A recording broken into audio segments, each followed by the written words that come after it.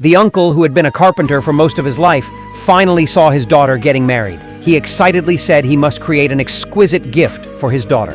The uncle spent a full half-month, and a beautiful and unique tea table amazed the neighbors. His daughter was so happy that tears of joy filled her eyes. The exquisite tea table crafted by the uncle with his artisan skills could both decorate the living room and was very presentable. Praise spread throughout the village, and people continuously came to visit, requesting the same model. The uncle earned a fortune, working day and night without stopping with endless orders. In less than half a year, he earned over 100,000 US.